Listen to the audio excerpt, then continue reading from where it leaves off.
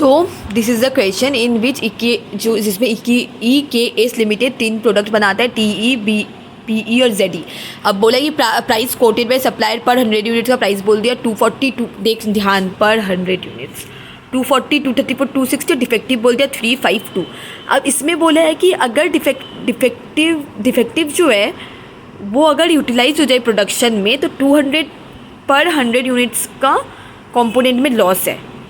200 पर 100 मतलब 2 रुपया पर कंपोनेंट में हम लोग का और लॉस होता है, और टोटल रिक्वायरमेंट 12,000 है। तो इस लॉस को कवर करने के लिए हम लोग को ये दिया गया है। सबसे पहले जो लॉस होते हैं पहले देख लेते हैं, पहला वाला वो देखने के लिए हम लोग क्या करेंगे, देखिए DEPZD का सबका रिक्वायरमेंट 1200। अब सबका डिफेक्टिव का परसेंटेज दिया हुआ है 352, तो हम लोग इसका परसेंटेज निकाल देंगे। 1200 का 360, 600, 240, तो गुड यूनिट्स हम लोग का निकल गया 11640, 11400, 11760। तो लेकिन हम लोग को तो पता ही नहीं चलेगा कि कितना है, हम लोग को पता ही नहीं चलेगा कि कितना हुआ है डिफेक्ट ये वो, तो हम लोग को सप्लायर को तो पूरा ही पैसा देना पड़ेगा। तो सप्लायर को पैसा हम लोग पूरा ही देंगे, तो हम लोग सप्लायर को कितना पैसा देंगे 12,000 इंटू 2.4, क्योंकि पर 100 यूनिट का है। तो सप्लायर को 28,800 देंगे, इसको 2808 31,200 प्लस साथ में जो बैड यूनिट जो प्रोड्यूस हुआ 360, इसका भी अलग से कॉस्ट लग जाएगा। तो 360 इंटू 2 कर देंगे, तो टोटल कॉस्ट हम लोग का इतना लगा।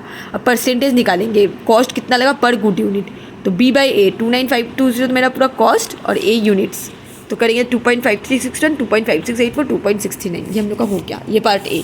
अब पार्ट बी में बोला है कि इफ द डिफेक्टिव यूनिट्स नहीं डिटेक्ट हुआ, तो ये बोल दिया तो कंपनी इंटेंड्स टू प्रोड्यूस करेगा inspection. The inspection cost is estimated at ₹26 per unit, मतलब 0.26 पर यूनिट का इंस्पेक्शन कॉस्ट लगेगा।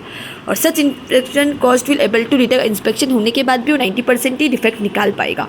और जो हम लोग no components will be made for components, और जो डिफेक्टिव मिलेगा वो हम लोग प्रोडक्शन में यूज़ ही नहीं करेंगे, तो हम लोग का वो रिटर्न भी चले जाएगा, तो हम लोग उसको उसका पैसा भी नहीं देंगे। तो इसका हम लोग बहुत सिंपल है निकालना। इसमें देखिए सबसे पहले हम लोग करेंगे नेट कॉस्ट आफ्टर इंस्पेक्शन निकालेंगे।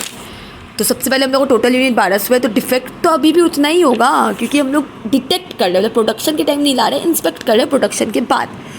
तो कंपोनेंट का तो डिटेक्ट कर लिए 350, तो हम लोग का उतना ही है डिफेक्टिव 360, 600, 240, लेकिन डिटेक्ट हो गया 90%, तो 324 डिटेक्ट हो गया, ये डिटेक्ट हो गया, ये अनडिटेक्ट रह गया। तो गुड यूनिट्स निकल गया 12,000 माइनस 324, क्योंकि 36 तो नॉन डिटेक्ट होगा, तो रिटर्न चले जाएगा, हो गया। और यूनिट्स फॉर पेमेंट मेड में अपन क्या करेंगे, ये तो डिटेक्ट हुआ नहीं 36 वाला, तो 12,000 माइनस डिटेक्ट वाला यूनिट करेंगे, तो हम लोग को इसका पेमेंट देना है।